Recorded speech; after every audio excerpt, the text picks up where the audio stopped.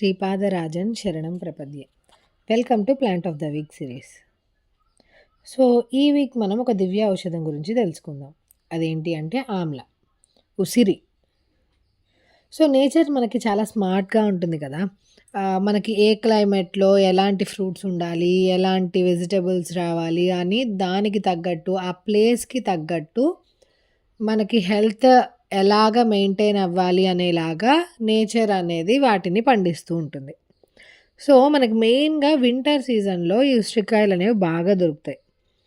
ఎందుకు అంటే ఎగ్జాక్ట్గా ఈ టైంలోనే మన బాడీకి ఉసిరికాయ ఇచ్చే బెనిఫిట్స్ అనేవి అవసరం. సో నౌ మనం benefits of eating Amla in winter అంటే వింటర్ సీజన్లో ఉసిరికాయ తినడం వల్ల మనకు ఎలాంటి లాభాలు ఉంటాయో చూద్దాం. ఇది ఇమ్యూనిటీని బూస్ట్ చేస్తుంది, మంచిగా ఒంటికి ఎనర్జీని ఇస్తుంది, జాయింట్ పెయిన్స్ తగ్గిస్తుంది. సో మెయిన్గా చలికాలంలో మనకి జాయింట్ పెయిన్స్ అవన్నీ ఎక్కువ అవుతాయి.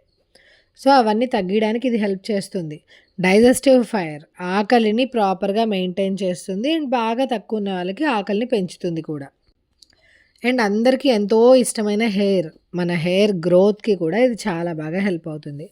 అండ్ అన్నిటికన్నా మనకి ఇంపార్టెంట్గా దీనికి ఇచ్చిన ఒక ప్రాపర్టీ ఏంటి అంటే వయస్థాపనం ఆర్ యాంటీ ఏజింగ్. మనకి రోజులు గడిచే కొద్దీ వయసు పెరుగుతుంది, కానీ ఆ వయసుకు తగ్గట్టు మనం ఆ ముసలితనము అది కనపడకుండా మనం యంగ్గా యూత్ఫుల్గా ఉండడానికి ఉసిరికాయనే చాలా హెల్ప్ చేస్తుంది. బ్లడ్ షుగర్ని కంట్రోల్ చేస్తుంది, కొలెస్ట్రాల్ని, ట్రైగ్లిజరైడ్స్ని కంట్రోల్ చేసి మన హార్ట్ హెల్త్ని బాగా చూసుకుంటుంది అన్నమాట. సో మనకి భావప్రకాశ నిఘంటు అంటే ఆయుర్వేదిక్ టెక్స్ట్ బుక్స్లో one of the important text book. So ఈ భావప్రకాశ నిఘంటువులో మనకి ఉసిరికాయ గురించి ఏం చెప్పారో చూద్దాం. సో దీని ఇప్పుడు ప్రాపర్టీస్ ఏంటి అంటే హరితకి సమం దాత్రీఫలం కింతు విశేషత రక్తపిత్త ప్రమేహగ్నం పరం వృష్యం రసాయనం హంతివాతం తదమ్లత్వాత్ పిత్తం మాధుర్య శైత్యత కఫం రూక్ష కషాయత్వాత్ ఫలం దాత్రి త్రిదోషజిత్. అంటే ఏంటి, ఇది హరితకి ఫ్రూట్కి సమానంగా ఉంటుంది.